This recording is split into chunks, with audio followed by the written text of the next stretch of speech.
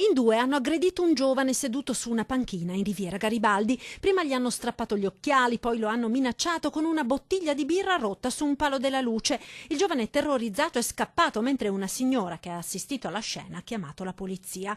All'arrivo della volante a dare manforte ai due aggressori si erano aggiunti altri due ragazzi. I quattro hanno reagito cercando di sottrarsi al controllo degli agenti, i quali alla fine, dopo spinte, calci, pugni e minacce e grazie anche all'utilizzo dello spray urticante in dotazione, sono riusciti a bloccare i quattro, che nel frattempo avevano cercato di disfarsi di un bilancino di precisione e 5 confezioni di marijuana gettandoli nel Sile.